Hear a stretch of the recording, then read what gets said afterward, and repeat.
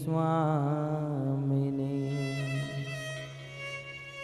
मैं राधे को दास, जन्म जन्म मोहे दीजियो। श्री वृंदावन वास। राधा तू बड़ भागिनी, कौन तपस्या की। तीनों लोक के नाथ है, सो तेरों आधे।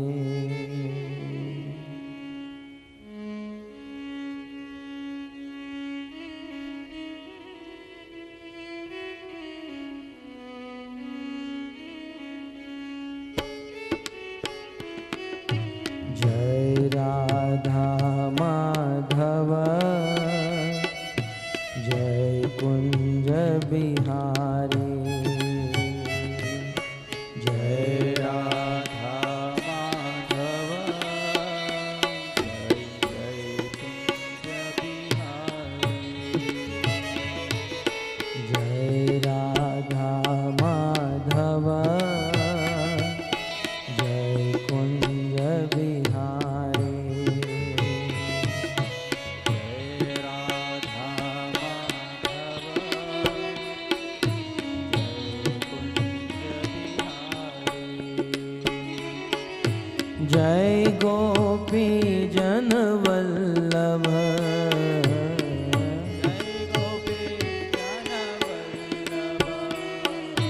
जय गोपी जन वल्लभ।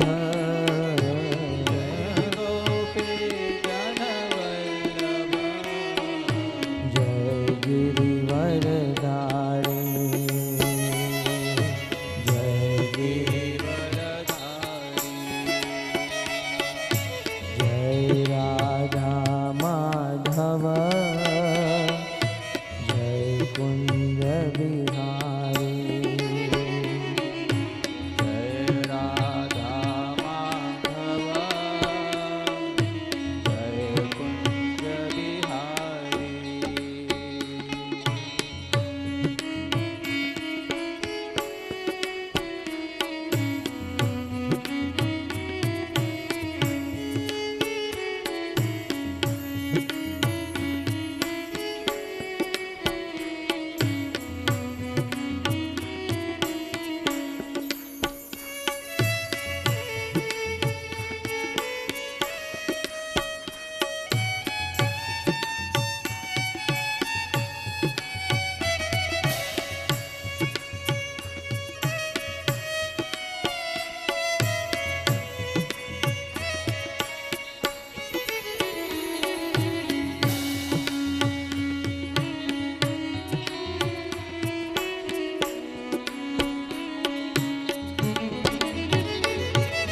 जय राधा माधव, जय कुंज बिहारी। जय राधा माधव, जय कुंज बिहारी। यशोदानंदन ब्रज जन रंजन,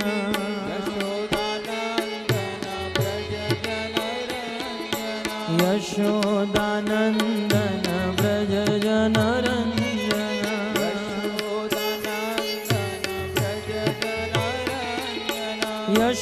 यशोदानंदन ब्रज जन रंजन।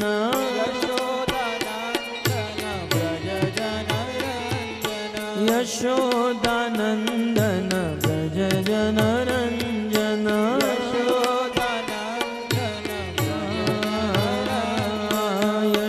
यशोदानंदन ब्रज जन रंजन।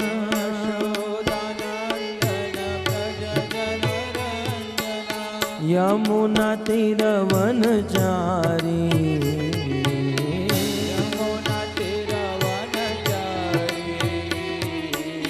यमुना तीर वनचारी, यमुना तीर वनचारी, जय गिरिवर धारी,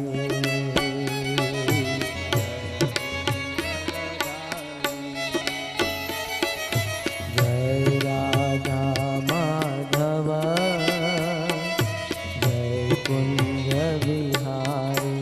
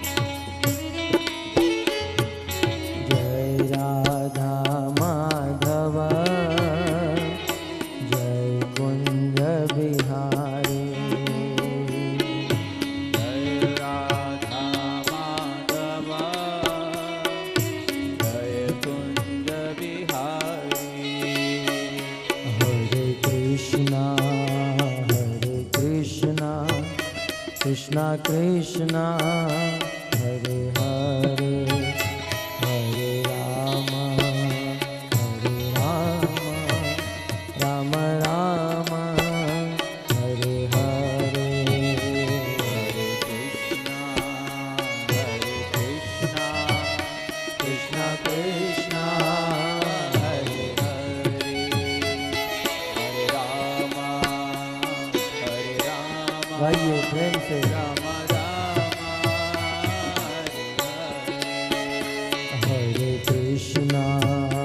हरे कृष्णा कृष्णा कृष्णा हरे हरे, हरे राम राम राम हरे हरे, हरे कृष्णा कृष्णा कृष्णा हरे हरे, हरे राम राम राम हरे हरे, हरे कृष्णा कृष्णा कृष्णा हरे हरे, हरे राम राम राम हरे हरे, हरे कृष्णा कृष्णा कृष्णा हरे हरे, हरे राम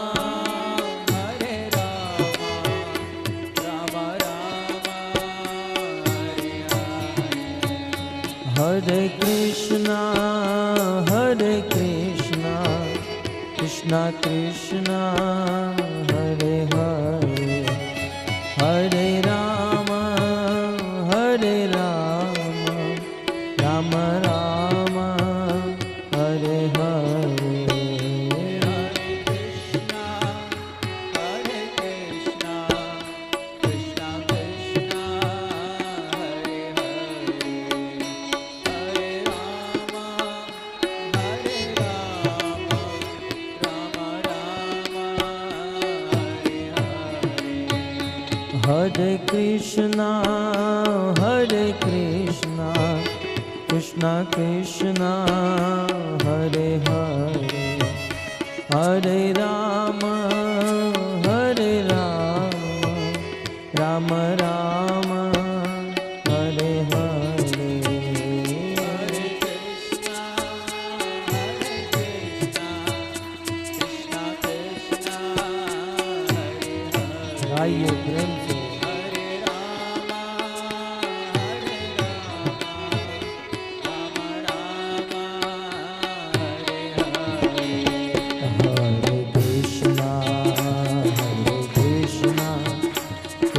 कृष्ण हरे हरे हरे राम राम राम हरे हरे प्रेम से गाइए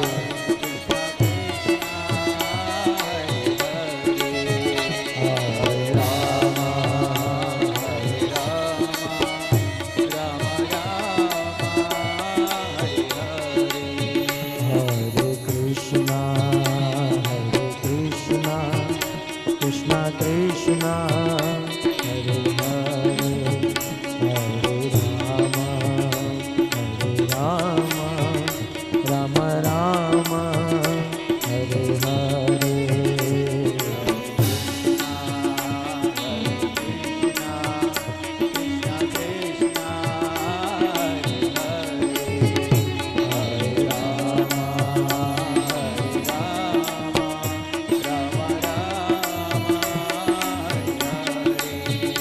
हरे कृष्णा कृष्ण कृष्ण हरे हरे हरे राम राम राम हरे हरे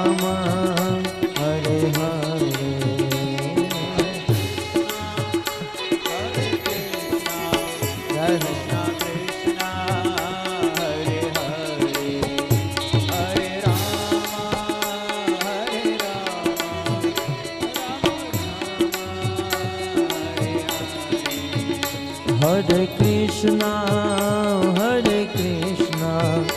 कृष्ण कृष्ण हरे हरे हरे राम राम राम हरे हरे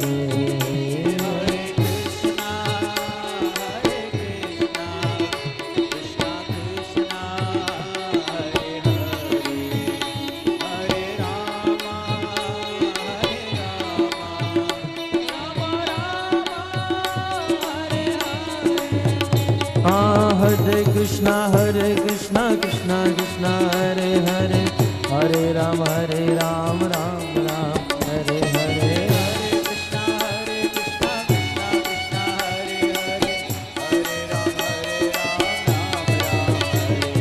हरे कृष्णा कृष्ण कृष्ण हरे हरे हरे राम राम राम हरे हरे प्रेम से गाइए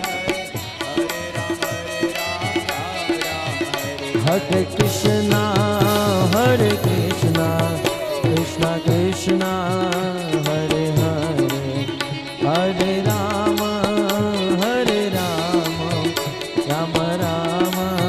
हरे हरे हरे कृष्णा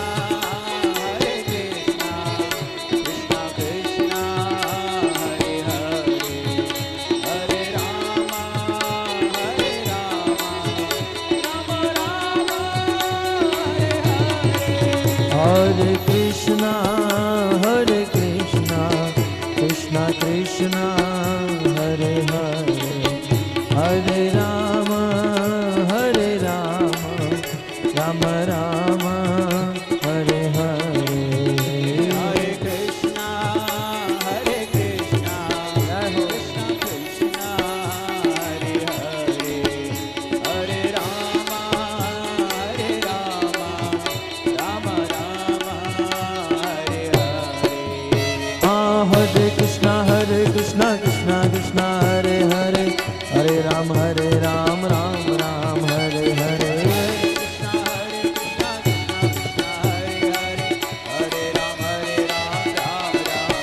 बोलो हरे कृष्णा कृष्ण कृष्ण हरे हरे हरे राम राम राम हरे हरे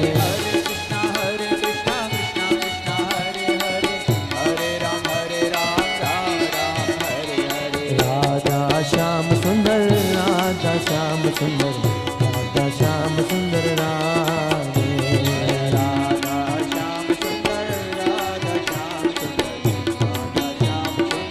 राधे राधा गिरिधारी राधा गिरिधारी राधा गिरिधारी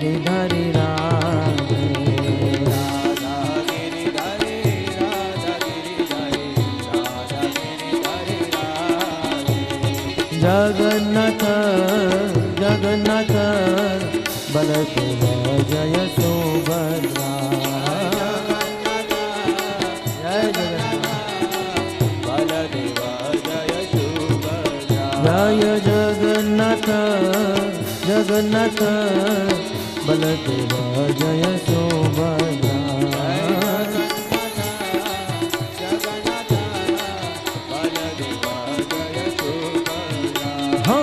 गौरनिताय जय गौरनिताय गौरनिताय जय गौरनिताय गौरनिताय जय गौरनिताय गौरनिताय जय गौरनिताय गौरनिताय जय गौरनिताय गौरनिताय जय गौरनिताय गौरनिताय जय गौरनिताय गौरनिताय जय गौरनिताय प्रभुपद प्रभुपद प्रभुपद शिल प्रभुपद जय प्रभुपद प्रभुपद प्रभुपद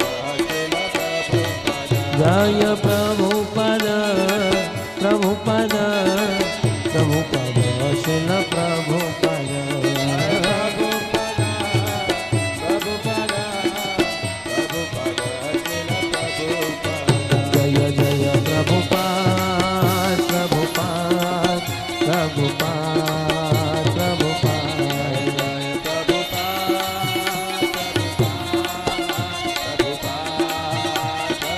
निताय गौर हरि बोल हरि बोल हरि बोल हरि बोल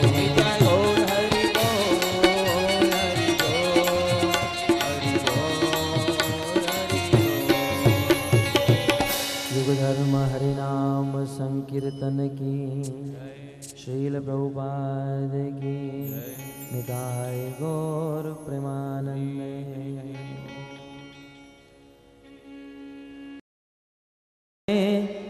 रुद्र मरुत स्तुवन्ति दिव्येस्तवे वेदे साङ्गपद क्रमोपनिषदे गायन्ति यं सामगा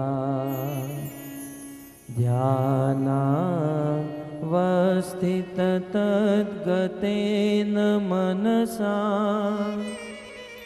पश्यन्ति यं योगिनो यस्यान्तं न विदो सुरासुरगणा देवाय तस्मै नमः।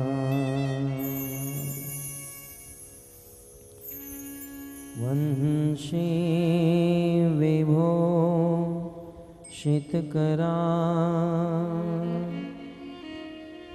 नवनीरदाभा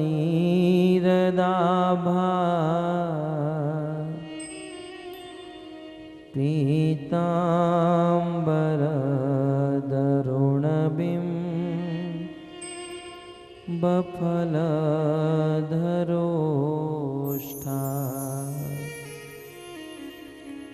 पूर्णेन्दुसुन्दरमुखा अरविन्दनेत्रा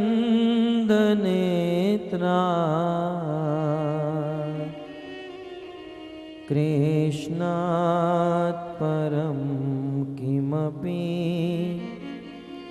तत्त्व अहं न जाने। कृष्ण त्वदीयपदपङ्कजपञ्जरान्ते अध्येव मे विशतु मानसराजहंस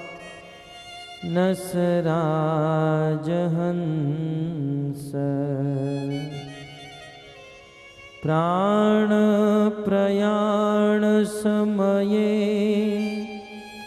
कपवात पीते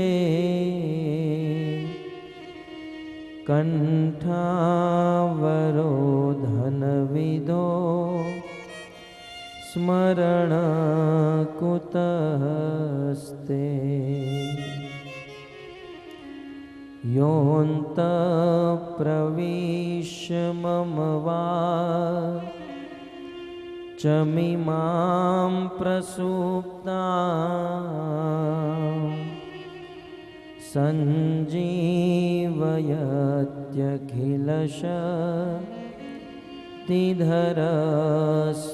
सञ्जीवयत्यखिलशक्तिधरस्वधाम्ना अन्याश्च हस्तचरण श्रवणत्वगादि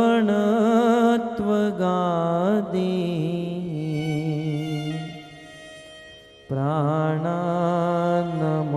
भगवते पुरुषाय तुभ्यम् करारविन्दे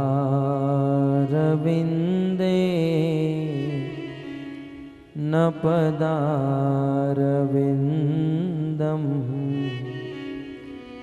मुखारविन्दे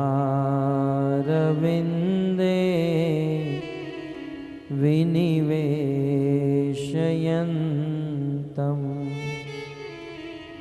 वटस्य पत्रस्य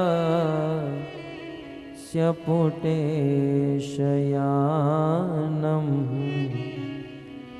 बालं मुकुन्दं मनसा स्मरामि। श्रीकृष्ण गोविन्द हरे मुरारे हे नाथ नारायण वासुदेव जिह्वे पिबत्स्वामृत में तदेव गोविन्द दामोदर माधवेति। ॐ नमो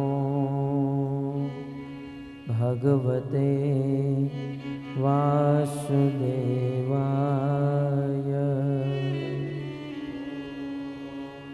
नमो भगवते वासुदेवाय।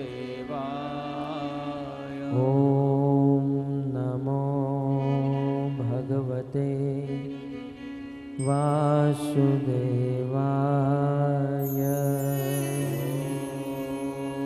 नमो भगवते वासुदेवाय। ॐ नमो भगवते वासुदेवाय। नमो भगवते वासुदेवाय। श्रीमद्भागवतम स्कंद 8 अध्याय 6 श्लोक क्रमांक 12। यथाग्निमेधस्य मृतं च गोषु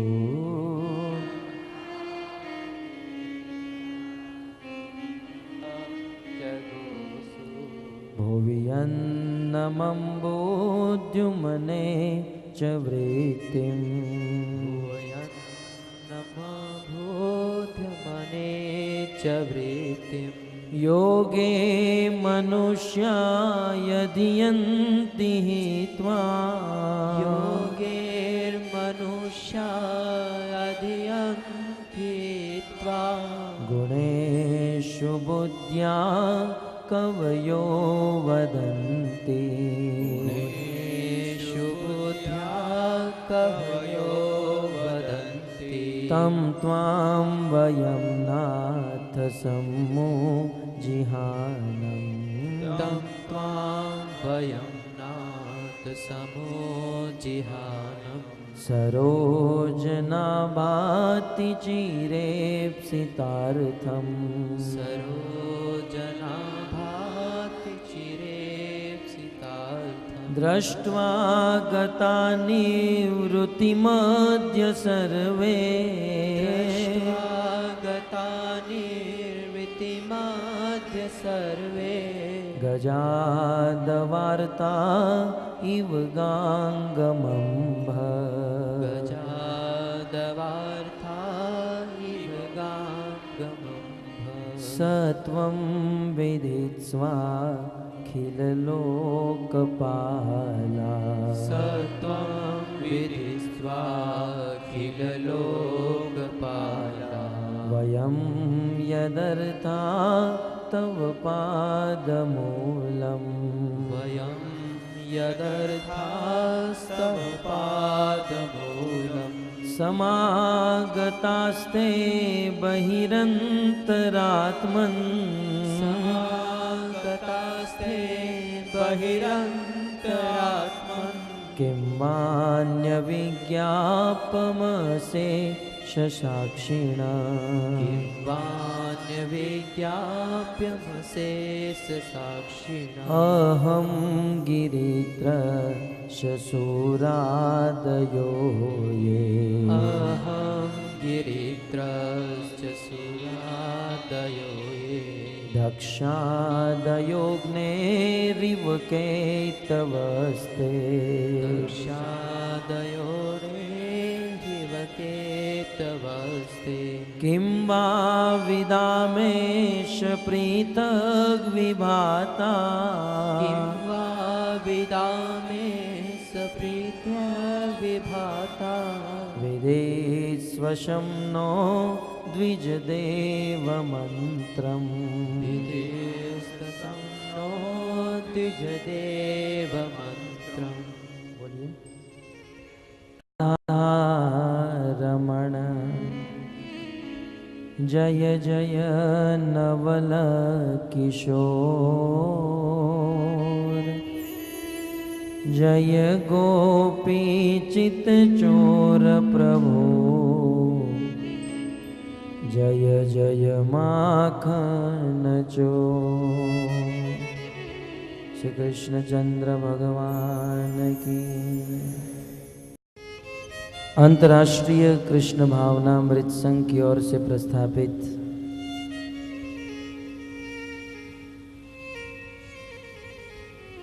9 दिवसीय भागवत कथा के इस चतुर्थ दिवस में हार्दिक स्वागत करते हैं।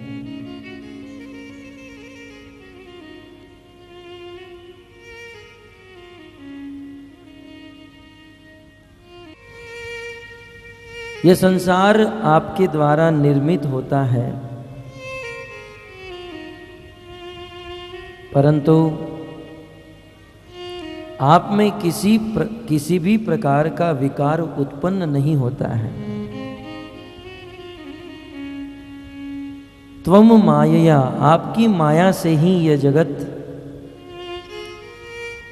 माया के 3 गुण से इस सृष्टि का सर्जन होता है। आपके एक इशारे मात्र से यह जगत माया के द्वारा रचा जाता है। भगवान के इशारे मात्र से माया इस संसार का सर्जन करती है।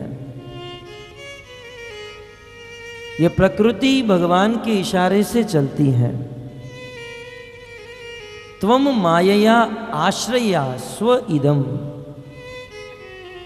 ये माया जो है, ये जगत, ये प्रकृति भगवान के आश्रय में रहती है। यद्यपि देखने पर ऐसा लगता है कि ये प्रकृति स्वतंत्र है, ये प्रकृति अपने आप चल रही है, परंतु ब्रह्मा समेत समस्त देवता आज स्वीकार कर रहे हैं कि हे प्रभु, ये प्रकृति स्वतंत्र नहीं, ये प्रकृति आपके आश्रय में चलती है।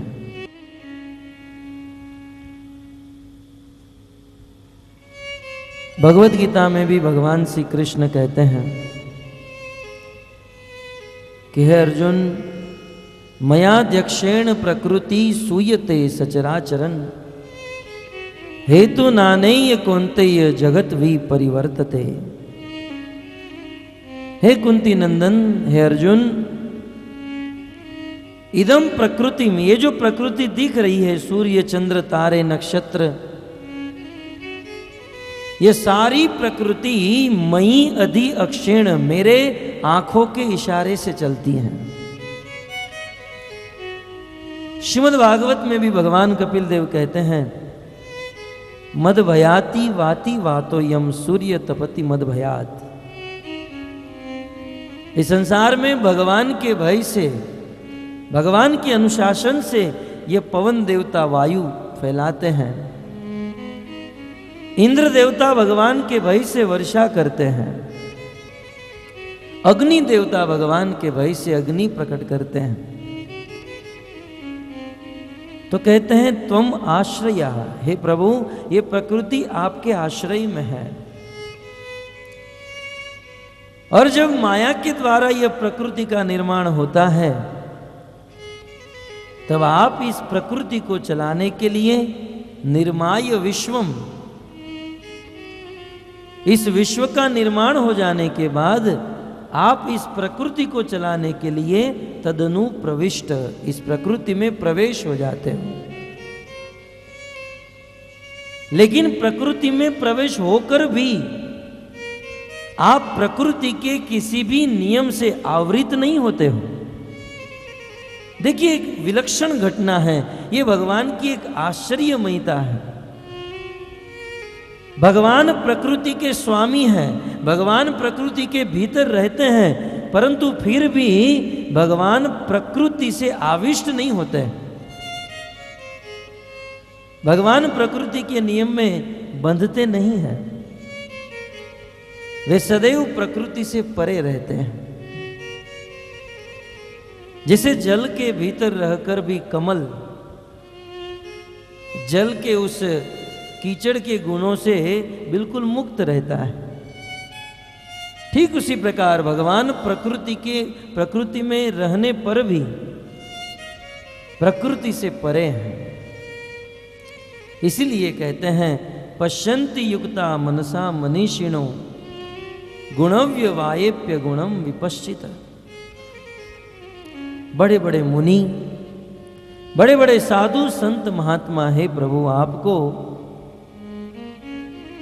उपायों के द्वारा अनेकों प्रकार के उपाय करके आपका दर्शन करते हैं। मानो भगवान इन देवताओं को कहें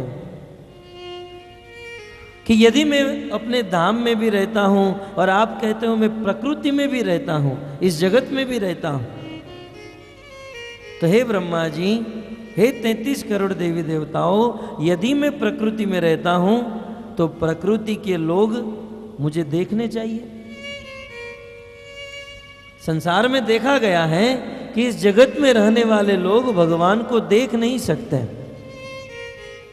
तो एक प्रश्न हो सकता है कि भगवान इस जगत में है, फिर भी वो दिखाई क्यों नहीं देते? कई बार लोग कहते हैं यदि भगवान है तो दिखाओ, हम जब देखेंगे तब मानेंगे भगवान है कि नहीं। तब ब्रह्मा आदि देवता कहते हैं, हे प्रभु, आप इस प्रकृति में हो, आप इस संसार में हो, परंतु जब तक इस संसार में रहने वाले लोग भगवान का अनुभव कर सकते हैं, भगवान से बातचीत भी कर सकते हैं, क्योंकि प्रभु आप इस संसार में रहते हो, परंतु आपको देखने के लिए, आपका अनुभव करने के लिए संसार में रहने वाले लोगों को कुछ करना होगा। बिना कुछ किए, बिना मेहनत किए आपका दर्शन नहीं हो सकता है।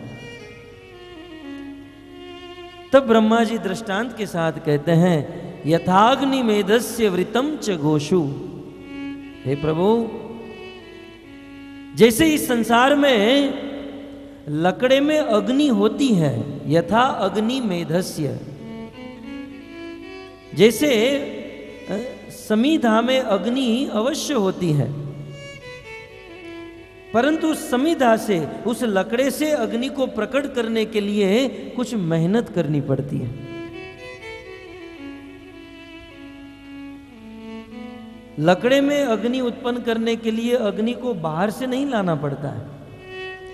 उस काष्ठ में, उस लकड़े में ऑलरेडी अग्नि है, परंतु उस अग्नि को प्रकट करने के लिए कुछ मेहनत की आवश्यकता है। दूसरा दृष्टांत देते हैं, अमृतम च गोषु।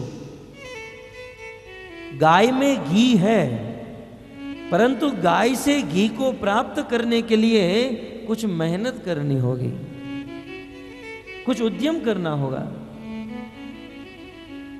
यदि आपके पास कोई व्यक्ति आए और कहे आपको घी चाहिए, बोले हाँ, ये गाय को रखो, इससे आपको घी मिल जाएगा, तो गाय को लेकर हम ढूंढने लगे यहाँ घी कहाँ है। न तो गाय के मस्तक पर घी है, न पूंछ पर टंगा है, घी कहाँ है। गाय में घी है, परंतु उस घी को निकालने के लिए कुछ मेहनत करनी होगी। सर्वप्रथम गाय को घास खिलाना होगा, और घास खिलाने के बाद गाय के पास बछड़े को लेकर जाएंगे। वह गाय अपना सारा दूध थन में छोड़ देती है, और फिर उस गाय का दूध निकाल लेते हैं, उस दूध का दही बनाते हैं, और दही को मथने के बाद जो माखन बनता है, उस माखन को जलाकर अग्नि में तप्त करने के बाद उसमें से घी प्राप्त हो सकता है। जैसे गाय में घी है, परंतु उस घी को प्राप्त करने के लिए मेहनत करनी होती है। ठीक उसी प्रकार इस संसार में भगवान है, परंतु उस भगवान को प्राप्त करने के लिए कुछ मेहनत की आवश्यकता है। ब्रह्मा जी और भी दो दृष्टांत देते हैं, यथाग्नि मेधस्य वृतम च गोषु। तीसरा दृष्टांत देते हुए कहते हैं, भुवि अन्नम। जैसे भूमि में अन्न है, इस पृथ्वी में अन्न है। यदि आपको कोई कहे कि आपको आलू चाहिए, बोले हाँ, बोले इस भूमि से निकाल कर ले लो, तो हम देखिए इस भूमि के ऊपर आलू तो नहीं है, उस भूमि के ऊपर 10 फुट का खड्डा कर दे, फिर भी आलू नहीं निकला। भूमि में अन्न है, आलू है, परंतु उसे प्राप्त करने के लिए उसके बीज को रोपना होगा, सिंचाई करनी होगी, तब जाकर वह आलू प्राप्त होंगे। और कहते हैं उद्यमने च वृत्तिम। इस संसार में पैसा है, लेकिन उस पैसे को प्राप्त करने के लिए उद्यम करना होगा, नौकरी करनी होगी, बिजनेस करना होगा। घर बैठे सोए सोए तो पैसा मिलेगा नहीं। जैसे इस संसार में लोग पैसे को प्राप्त करने के लिए रात दिन मेहनत करते हैं, ठीक उसी प्रकार ब्रह्मा जी इस दृष्टांत के साथ कहते हैं, जैसे लकड़े में अग्नि है, परंतु उसे प्राप्त करने के लिए कुछ मेहनत करनी होगी। जैसे गाय में घी है, परंतु उस घी को प्राप्त करने के लिए कुछ मेहनत करनी पड़ती है। जैसे इस पृथ्वी में अन्न है, उस अन्न को प्राप्त करने के लिए कुछ मेहनत करनी पड़ती है। इस संसार में धन है, उस धन को प्राप्त करने के लिए कुछ मेहनत करनी पड़ती है। उसी प्रकार इस जगत में भगवान है, परंतु उसको प्राप्त करने के लिए मेहनत की आवश्यकता है।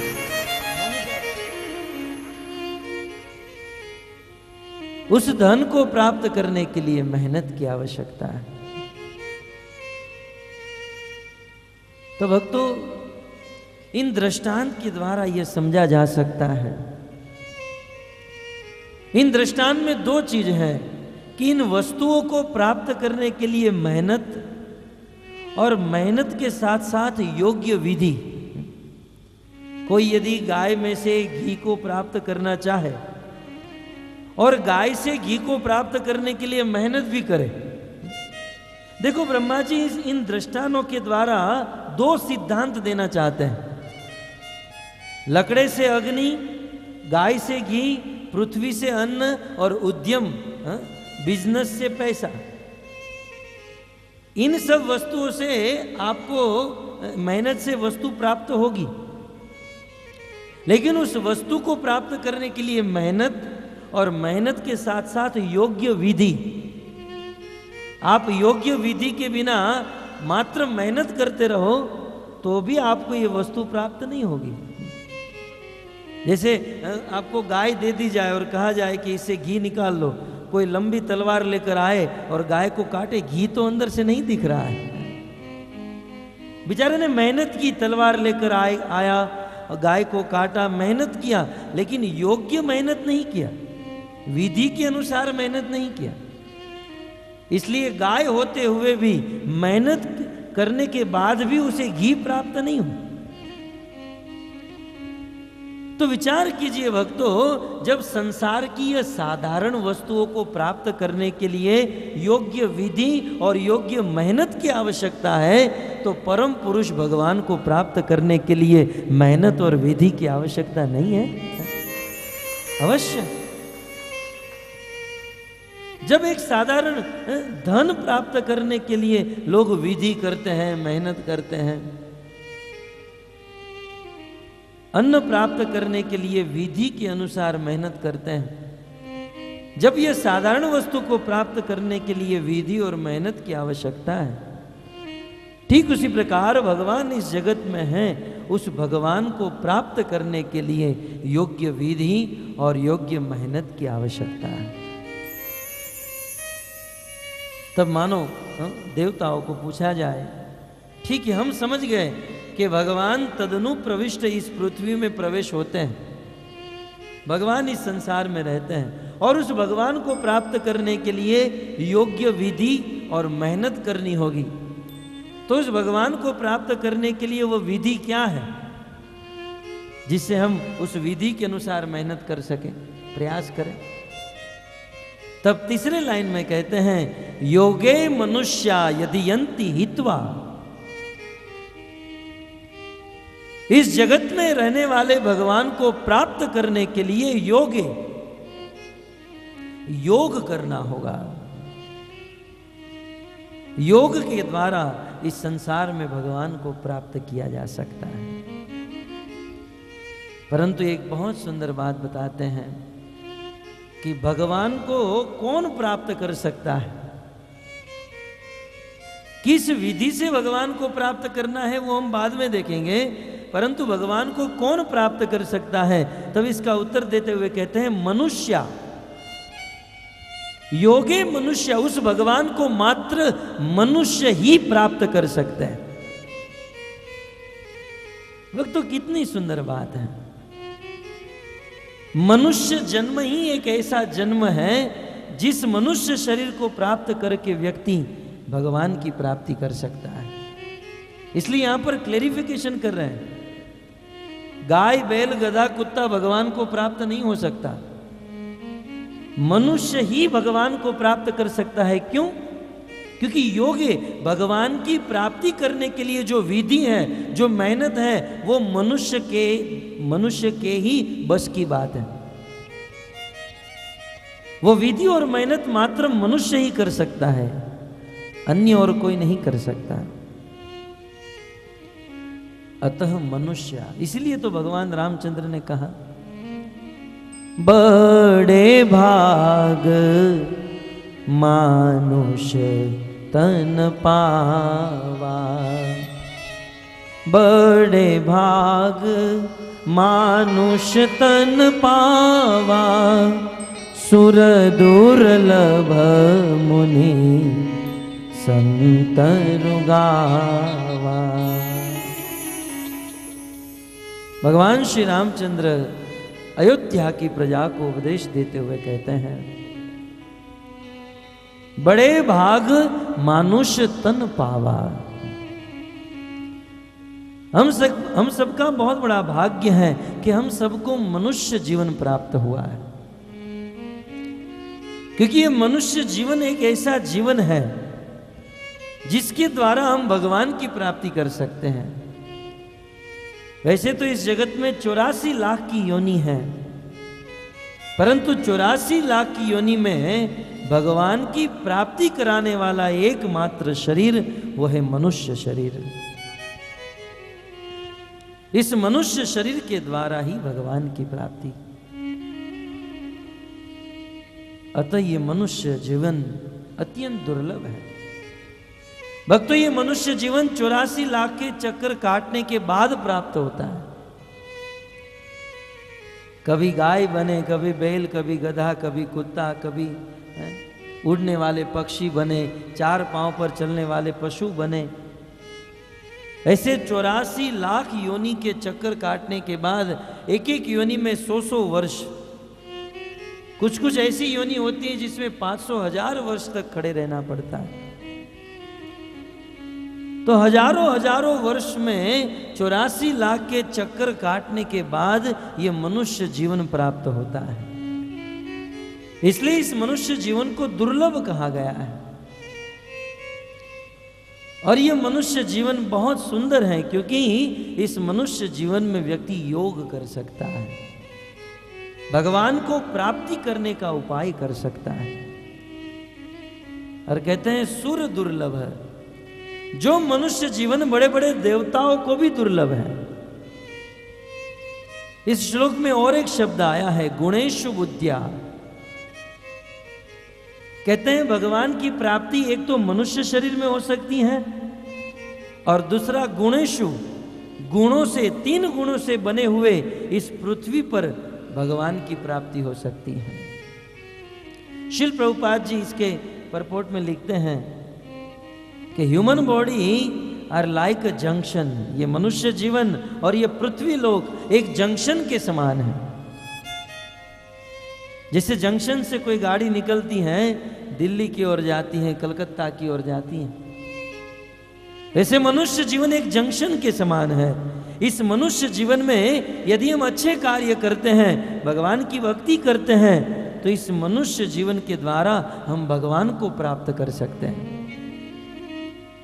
लेकिन इस मनुष्य जीवन में यदि भगवान के नियम को तोड़कर कार्य किए, भजन न करते हुए मात्र पाप ही करते रहे, तो मनुष्य जीवन के बाद हम नरक में भी जा सकते हैं।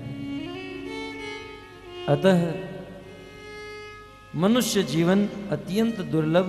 भगवान कृष्ण इस बात को उद्धव जी से कहते हैं, नृदेह माध्यम सुलभम सुदुर्लभम।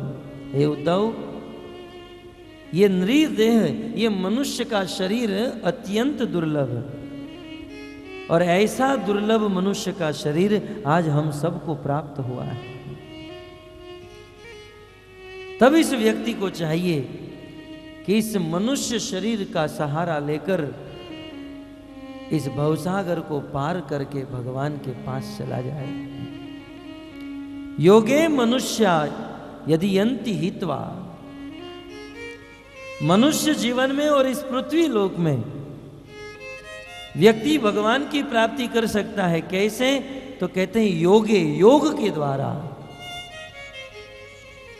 योग के द्वारा भगवान की प्राप्ति कर सकते हैं। ये योग जो है भगवान को प्राप्त करने की विधि है। परंतु जब हम योग नाम का शब्द सुनते हैं तुरंत कपालभाति, भस्त्रिका, अनुलोम विलोम ये सब याद आता है। भक्तों, ये जो अष्टांग योग है एक साधारण हमारे शरीर को ठीक कर रखने के लिए है। वास्तव में योग का अर्थ होता है जुड़ना, टू जॉइंट। किसको जोड़ना? कल आपने सुना कि इस आत्मा का परमात्मा के साथ जो संबंध है, ये संबंध छूट गया है। ये आत्मा परमात्मा के साथ जो संबंध है वो भूल गया है। आत्मा के द्वारा परमात्मा से पुनः संबंध प्राप्त करने की जो विधि है, उस विधि को योग कहा जाता है। वो योग है। और भगवत गीता में भगवान श्री कृष्ण अष्टांग योग के विषय में बताते हैं यम नियम आसन प्राणायाम प्रत्याहार धारणा ध्यान समाधि और इन समस्त प्रकार के योग का वर्णन करने के बाद गीता के 6ठे अध्याय को अंत करते हुए कृष्ण कहते हैं कि हे अर्जुन, वैसे तो इस दुनिया में अनेकों प्रकार के योग हैं और लोग अपने अपने स्थान पर योग करते रहते हैं, लेकिन भगवान को सबसे बड़ा कौन सा योग पसंद है? कृष्ण अपनी बात बताते हुए कहते हैं योगी नाम अपि सर्वेशाम। इस संसार में जितने भी योगी हैं उन समस्त योगियों में मद्गतेन अंतरात्मन, वह योगी मुझे सबसे प्रिय है जो अंतर आत्मा से श्रद्धावान भजते यो माम, जो श्रद्धा से मेरी भक्ति करता है, ऐसा भक्ति करने वाला योगी मुझे सबसे प्रिय है, मैं उसे सबसे ज्यादा पसंद करता हूं। ये मेरा भक्ति योग सबसे श्रेष्ठ योग है। इस भक्ति योग के विषय में ब्रह्मा आदि समस्त देवी देवतागण कहते हैं कि हे प्रभु, आप इस संसार में हो, परंतु आपको प्राप्त करने के लिए भक्ति योग करना होगा। भक्तों, भक्ति योग का अर्थ है भगवान को प्राप्त करने की एक ऐसी विधि, एक ऐसे कार्य। वैसे तो भगवान की प्राप्ति करने के अनेकों कार्य, अनेकों विधि हैं, परंतु ब्रह्मा आदि देवी देवतागण कहते हैं कि उन समस्त कार्य में जो 9 कार्य हैं वो सबसे श्रेष्ठ हैं। जिन 9 कार्यों को शास्त्र में नवधा भक्ति के बारे में, नवधा भक्ति के रूप में कहा गया है, तो यहां पर योग का अर्थ है भक्ति योग, और भक्ति योग के अंतर्गत नवधा भक्ति। कहते हैं जैसे लकड़े से अग्नि उत्पन्न हो जाएगी, भूमि से अन्न उत्पन्न हो जाएंगे, गाय से घी उत्पन्न हो जाएगा, ठीक उसी प्रकार इस संसार में भक्ति योग के द्वारा साक्षात भगवान हमारे सामने प्रकट हो जाएंगे। और इस भक्ति योग में 9 प्रकार की विधि है, प्रत्येक विधि अपने आप में परिपूर्ण है। इन 9 विधि में से कोई एक विधि भी यदि पूर्ण रूप से कर ले तब भी उसे भगवान की प्राप्ति हो सकती है। और इस नवधा भक्ति का वर्णन भागवत में, वेदों में, शास्त्र में और बड़े बड़े संतों के द्वारा किया गया है। नवधा भक्ति में सर्वप्रथम भक्ति है श्रवणम, भगवान का, भगवान की कथा सुनना और भगवान के नाम को सुनना, ये एक भक्ति है। और श्री रूप गोस्वामी कहते हैं कि श्री विष्णु श्रवणे परीक्षित वैया सकी सकीर्तने, भगवान की कथा को सुनकर मात्र 7 दिन में जिन्होंने भगवान की प्राप्ति कर ली, ऐसे महाराज परीक्षित श्रवण भक्ति के आचार्य हैं। श्रवण करके महाराज परीक्षित 7 दिन में भगवान को प्राप्त हो गए। ये है भक्ति, भगवान का दर्शन कर लिया। दूसरी भक्ति है कीर्तन। ये श्रवण भक्ति कान से होती है, कीर्तन भक्ति जिह्वा से होती है। भगवान के नाम का कीर्तन करना, भगवान के गुणों का कीर्तन करना, यह है दूसरी विधि। तीसरी विधि है स्मरण। यदि हम सुन नहीं सकते हैं, बोल नहीं सकते हैं, तो हमारे मन में भगवान के रूप का, भगवान की कथा का स्मरण करना, जैसे प्रहलाद महाराज ने किया। चौथी भक्ति है पाद सेवन, भगवान के चरणों की सेवा करना, जो लक्ष्मी जी रात दिन करती रहती हैं। पांचवी भक्ति है अर्चनम, भगवान को प्रकट करने के उपाय बताए जा रहे हैं। पांचवा उपाय है अर्चनम, भगवान के अर्च विग्रह की, भगवान के मूर्ति की पूजा करना योग्य विधि के द्वारा, अर्चनम। इस भक्ति के आचार्य हैं पृथु महाराज, जो मात्र अर्चन करके भगवान को पा गए। छठी भक्ति है वंदनम, भगवान को प्रणाम करना। मात्र भगवान को प्रणाम करने से भगवान की प्राप्ति हो सकती है। और इसके ज्वलंत प्रमाण है अक्रूर जी, वंदन भक्ति के आचार्य। तत्पश्चात सातवीं भक्ति है दास्य भक्ति, भगवान का दास बनकर रहना,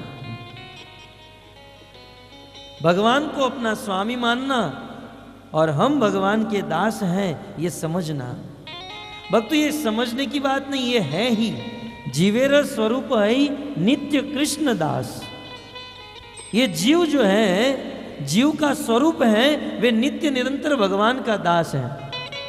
वे अपने आप को भगवान का दास माने या न माने, परंतु वास्तविक बात तो यह है कि जीव भगवान का दास। भगवान का दास बनकर जब जीव भगवान की सेवा करने लगता है, तब भगवान उस जीव के ऊपर प्रसन्न होते हैं और उनके सामने प्रकट हो जाते हैं। जैसे हनुमान जी महाराज, हनुमान जी महाराज दास्य भक्ति के आचार्य। रावण ने पूछा, कह लंकेश कवन ते कीसा। हनुमान जी महाराज जब लंका में गए, पूछा तुम कौन हो? तब हनुमान जी महाराज कहते हैं कि इस संसार का निर्माण करने वाले, अपने एक इशारे से इस ब्रह्मांड का प्रलय करने वाले रावण तो जिसकी शक्ति से शक्तिमान बना है, ऐसे परम परमेश्वर भगवान श्री रामचंद्र का मैं दास हूं, दासोस्मि। भगवान का दास बनकर रहना और भगवान की सेवा में लगे रहना, यह है दास्य भक्ति। तत्पश्चात आठवीं भक्ति, आठवीं विधि साख्य, भगवान को अपना सखा मानना और साख्य मानकर भगवान की सेवा करना। और नौवीं भक्ति है आत्मनिवेदनम, भगवान को अपना सब कुछ अर्पण कर देना। हमारे पास जो भी है, करोति यत यत सकलम परस्मै नारायणेति समर्पयेतत्। कायेन वाचा मनसेन्द्रियर्वा, काया से, वाणी से, मन से, इंद्रियों से, बुद्ध्यात्मनावानुश्रुत स्वभावा, अपनी बुद्धि से, अपने स्वभाव से, यत यत करोति सकलम, हम जो जो करते हैं, नारायणेति समर्पयेतत्, भगवान नारायण को, कृष्ण को, विष्णु को अर्पण कर देना। यह है आत्मनिवेदन भक्ति। और इसके ज्वलंत प्रमाण है बलि महाराज, जिन्होंने भगवान वामन को अपना सब कुछ दे दिया। तो इस प्रकार योगे मनुष्या अभियंति हित्वा, इस 9 प्रकार की विधि से व्यक्ति, हे प्रभु, आपकी प्राप्ति कर सकता है। गुणेषु बुद्धिया कवयो वदंती, बड़े बड़े कवि, बड़े बड़े विद्वान, बड़े बड़े भक्त, साधु, संत, महात्मा, इन सब लोगों का एक स्वर से एक ही मानना है। वदंती, ये लोग कहते हैं क्या? बोले इस भक्ति योग के द्वारा जो व्यक्ति भगवान को प्राप्त कर लेता है, वही मनुष्य इस संसार में सबसे बड़ा बुद्धिमान है। यहां पर एक शब्द आया है बुद्धिया। बुद्धिया का अर्थ होता है बुद्धिमान। कई बार हम लोग इस संसार में प्रश्न पूछते हैं कि बुद्धिमान कौन है। सब लोग अपनी अपनी बुद्धि से तय करते हैं कि फलाना व्यक्ति बुद्धिमान, फलाना व्यक्ति बुद्धिमान। डॉक्टर लोग सोचते हैं जो सबसे अच्छा ऑपरेशन करता है वो सबसे बड़ा बुद्धिमान है। वकील लोग सोचते हैं जो सबसे अच्छी वकीलात करता है वो सबसे बड़ा बुद्धिमान। और डाकू लोग सोचते हैं जो सबसे अच्छी चोरी करता है वो सबसे बड़ा बुद्धिमान। हम हमारी दृष्टि से किसी को भी बुद्धिमान समझे। व्यापारी सोचते हैं जिसके पास ज्यादा धन है वो सबसे बड़ा बुद्धिमान है। हमारे सोचने से न सोचने से कोई फर्क नहीं होता है। भगवान किसको बुद्धिमान कहते हैं, शास्त्र किसको बुद्धिमान कहते हैं, बड़े बड़े कवि, विद्वान, साधु, संत, महात्मा किसे बुद्धिमान कहते हैं? ब्रह्मा जी कहते हैं गुणेषु बुद्धिया कवयो वदंती, इस प्रकार भक्ति योग करके जो आपकी प्राप्ति कर लेता है वो सबसे बड़ा बुद्धिमान। भगवान को प्राप्त करने के लिए जो नवदा भक्ति के द्वारा, इन 9 विधि के द्वारा भगवान की भक्ति करता है वो व्यक्ति सबसे बड़ा बुद्धिमान। और भक्ति को छोड़कर अन्य अन्य उपायों के द्वारा जो भगवान को प्राप्त करना चाहता है वो व्यक्ति बुद्धिमान नहीं, वही संसार का सबसे बड़ा बुद्धू है। क्योंकि अन्य उपायों से भगवान कभी प्राप्त हो ही नहीं सकते हैं। कुछ लोग ध्यान करते हैं, भगवान को प्राप्त करने के लिए ध्यान करते हैं, परंतु यह ध्यान की विधि सतयुग की है, कृते ध्यायतो विष्णु। कुछ लोग भगवान की प्राप्ति के लिए यज्ञ करते हैं, परंतु यज्ञ की विधि जो है त्रेता युग की है। परिचर्या करते हैं जो द्वापर युग की विधि। निमि महाराज को उपदेश देते हुए भगवान ऋषभदेव के पुत्र करभाजन ऋषि कहते हैं कि इस कलयुग में तो भगवान की प्राप्ति करने के लिए एक ही उपाय, वो है भगवान श्री कृष्ण की भक्ति। और उस भक्ति में भी भगवान की कथा सुनना और भगवान का नाम लेना। कृष्ण वर्ण तुषा कृष्णम सांगो पांगास्त्र पार्षदम यज्ञ संकीर्तन प्राये यजंती ही सुमेधस। जो भागवत कथा रूपी ज्ञान यज्ञ में भाग लेता है, भगवान श्री कृष्ण के नाम का संकीर्तन यज्ञ करता है, और इस श्रवण और कीर्तन के द्वारा जो भगवान की प्राप्ति कर लेता है, वही व्यक्ति इस दुनिया में सबसे बड़ा बुद्धिमान व्यक्ति है। सबसे बड़ा बुद्धिमान व्यक्ति जो मात्र भगवान की कथा सुनकर और भगवान का नाम लेकर भगवान को प्रकट कर देता है। तो भक्तों, इस संसार में सबसे बड़ा बुद्धिमान भगवान श्री कृष्ण की भक्ति करने वाला। और भक्ति का अर्थ है 9 विधि, श्रवण कीर्तन स्मरण वंदन इत्यादि। परंतु आचार्यगण लिखते हैं कि इन 9 विधि का पालन करने के लिए एक भक्ति करनी होगी। इन 9 भक्ति से भी एक भक्ति आगे है। इस योगे मनुष्य अभियंति हित्वा, भगवान को प्राप्त करने के लिए ये जो नवदा भक्ति है, ये नवदा भक्ति कब होगी? जब हम भगवान के भक्तों का संग करेंगे। इसलिए अन्य अन्य शास्त्रों में मात्र 9 भक्ति का वर्णन है, परंतु शबरी जी को उपदेश देते हुए भगवान श्री रामचंद्र 10 भक्ति का वर्णन करते हैं। प्रथम भक्ति संतन कर संगा, शरीरति मम कथा प्रसंगा। प्रथम भक्ति संतन कर संगा, तो शरीरति मम कथा प्रसंगा। थोड़े थोड़े आगे आ जाइए। और भक्ति विजय प्रभु अब जो आएंगे पीछे भेजिए, डिस्टर्ब मत कीजिए किसी को। हरे कृष्णा हरे, थोड़े थोड़े आगे आ जाइए। कृष्णा कृष्णा हरे हरे, हरे राम राम राम। श्री रूप गोस्वामी भी कहते हैं आदो श्रद्धा तथा साधु संग। ये साधुओं का संग जो है भगवान की भक्ति में हमें युक्त बनाता है। अतः भगवान के भक्तों के संग से इन नवदा भक्ति के आचरण के द्वारा हम भगवान को देख सकते हैं। हमारे मन में प्रश्न हो सकता है, ठीक है भगवान इस संसार में है और नवदा भक्ति के द्वारा भगवान को प्रकट किया जा सकता है, परंतु भगवान को प्रकट करने की क्या जरूरत है?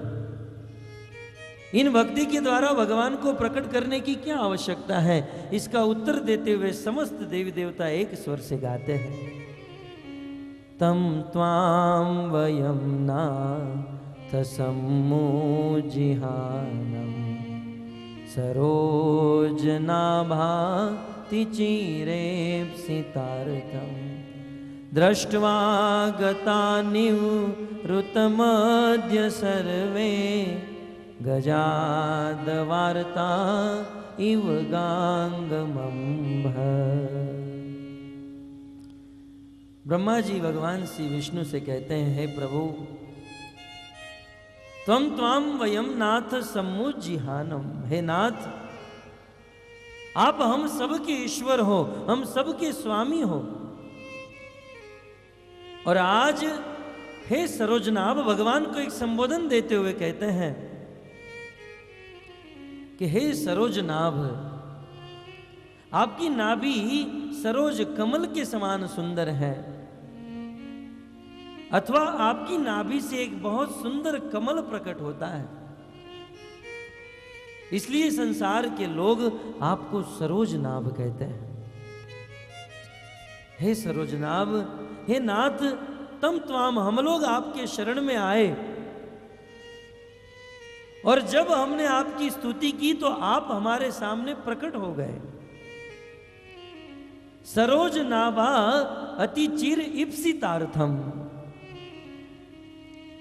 हे प्रभु, अति चिर हम आपको, आपका दर्शन करने की इच्छा कई समय से कर रहे थे।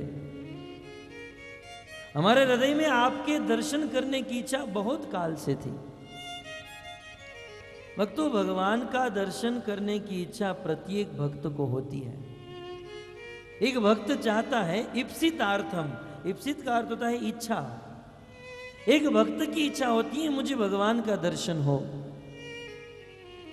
और जब तक भगवान के दर्शन करने की इच्छा नहीं होती तब तक समझ लेना चाहिए हमारा भगवान के प्रति कोई प्रेम नहीं है। भगवान से यदि प्रेम हो गया तो उसे देखने की इच्छा होगी। भागवत में अनेकों जगह पर वर्णन है, जब वृत्रासुर के ऊपर भगवान प्रसन्न हुए और वृत्रासुर को कहा, वृत्रासुर तुम्हें जो चाहिए वो मांग लो, तब वृत्रासुर कहते हैं कि हे प्रभु, मुझे आपसे कुछ नहीं चाहिए। न नाक पृष्ठम न च पारमेष्टम न सार्वभौमम न रसाधिपत्य। मुझे ब्रह्मलोक का राजा नहीं बनना है, स्वर्ग लोक का राजा भी नहीं, इस ब्रह्मांड का स्वामी भी नहीं बनना है, मुझे इस पृथ्वी का राज्य भी नहीं चाहिए। तो मानो भगवान पूछे आपको क्या चाहिए? तब वृत्रासुर कहते हैं, बस प्रभु मुझे आपका दर्शन चाहिए, मुझे आपका दर्शन। मैं आपके दर्शन में इतना तड़प रहा हूं, इतना तड़प रहा हूं। अजात पक्षा इव मातरम खगा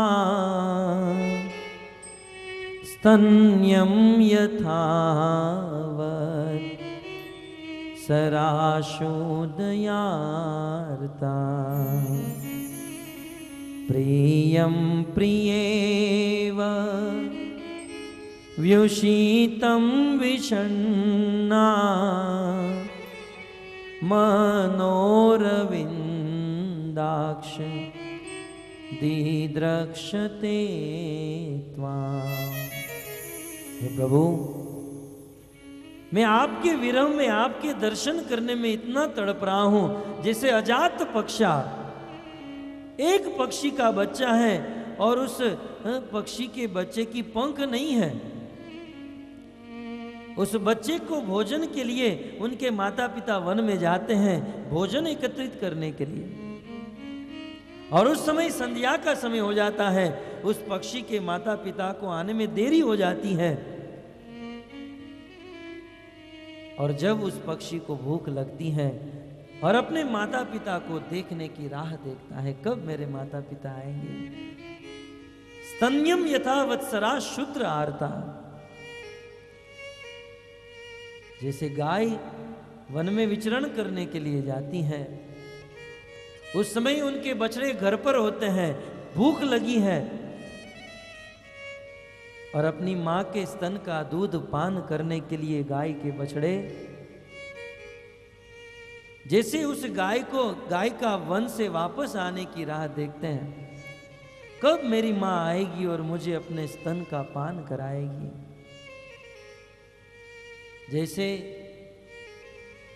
किसी पतिव्रता नारी का पति परदेश गया हो, उस नारी को यहां पर बहुत परेशान किया जा रहा हो, और परदेश गए हुए पति की वह नारी जैसे राह देखती है, मेरा पति आएगा और मुझे सभी दुखों से दूर कर देगा। ठीक उसी प्रकार है प्रभु, मैं आपके दर्शन की राह देख रहा हूं, आप मुझे कब दर्शन देंगे। भक्त भगवान का दर्शन करना चाहता है। केवट ने भी यही कहा कि हे प्रभु, मुझे आपसे कुछ नहीं चाहिए, बस आपको यदि देना ही हो तो फिरती बार मोहि जो कछु देवा। यदि आपको देना ही है तो 14 साल के लिए आप वन में चले जाइए, लेकिन जब आप वापस लौटोगे तब आप मुझे फिर से अपना दर्शन देकर अयोध्या में वापस चले जाना। आपका दर्शन। भगवान तो उस केवट को सोने की मुद्रिका देने के लिए तैयार हो गए। बार बार राम लक्ष्मण और जानकी कहने लगे, केवट ये सोने की मुद्रिका ले लो, रख लो, रख लो। परंतु केवट बार बार ना कहता रहा। अब कछु नाथन चाहिए मोरे, दीन दयाल अनुग्रह तोरे। फिरती बार मोही जो कछु देवा, सो प्रसाद में शीर धरि लेवा। हे नाथ, बस मुझे आपका दर्शन चाहिए, पुनः पुनः बारंबार आपका दर्शन होता रहे। और भक्तों, भागवत में गोपियां भी, गोपियों के हृदय में जब भगवान के प्रति प्रेम उमड़ा, भगवान श्री कृष्ण गोपियों के बीच में से चले गए, अदृश्य हो गए। गोपियों को वादा करके गए कि मैं आऊंगा, परंतु एक बार भगवान श्री कृष्ण ने गोकुल से अपना मुख मोड़ लिया तो मोड़ लिया। कृष्ण मथुरा से जब वापस नहीं आए तब गोपियों का एक ही रटन था, हे कृष्ण आप कब आओगे? आपके दर्शन के बिना हम पागल होती जा रही हैं। दर्शन बिना भई बावरिया, बिना दर्शन के हम लोग रात दिन तड़प रही हैं, जैसे जल के विरह में मछली तड़पती है। जाल परत जल जात वही तजनी नन को छोड़। जैसे पानी में से किसी मछली को निकाल दो, उस मछली को आप बहुत सुंदर भोजन खिलाओ, एयर कंडीशन में बिठाओ, झूले पर झुलाओ, लेकिन जब तक उस मछली को जल नहीं मिलेगा तब तक वह मछली सुखी नहीं हो सकती है। गोस्वामी तुलसीदास जी ने लिखा, जल में बहुत सारे पशु रहते हैं, जल में मगर भी रहता है, कछुआ भी रहता है, परंतु जल के साथ सबसे ज्यादा प्रेम यदि किसी का है तो वो है मछली का। क्योंकि मगरमच्छ को आप जल में रखो और जल से निकाल दो तो मगरमच्छ बिना जल के भी पृथ्वी पर रह लेगा। कछुए को आप जल से बाहर कर दो, बिना जल के पृथ्वी पर रह लेगा, परंतु मछली को आप जल से बाहर निकालो। जैसे मछली बिना जल के नहीं रह सकती हैं, वैसे गोपियां भगवान कृष्ण को देखे बिना नहीं रह सकती हैं। कृष्ण को देखे बिना गोपियों को भूख नहीं, भोजन नहीं, प्यास नहीं और नींद नहीं। इसलिए तो संत गण गाते हैं, मोरी नींद गई मोहे चैन नहीं गए, श्याम तू बजा पास हो, दर्शन बिना बन बावरिया। मोहे नींद गई मोहे चैन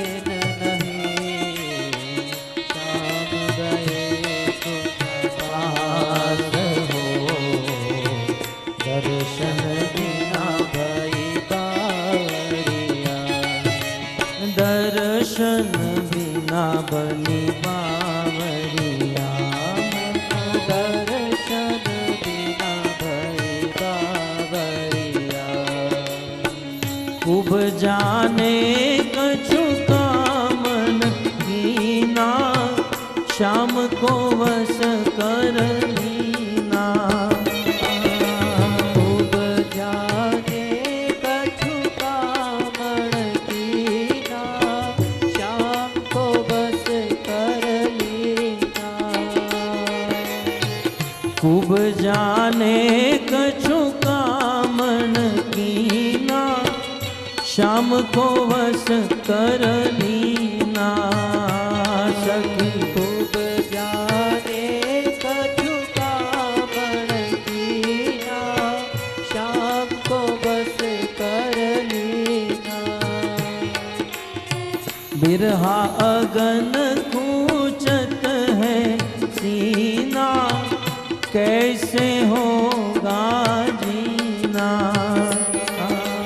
विरहागन पूछत है सीना, कैसे होगा जीना।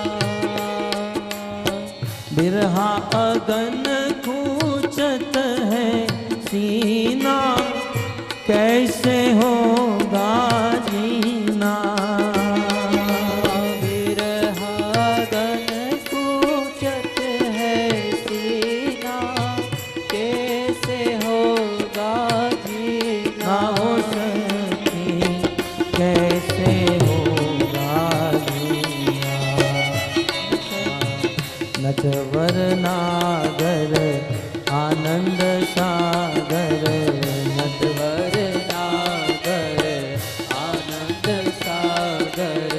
नटवर नागर आनंद सागर। नटवर नागर आनंद सागर।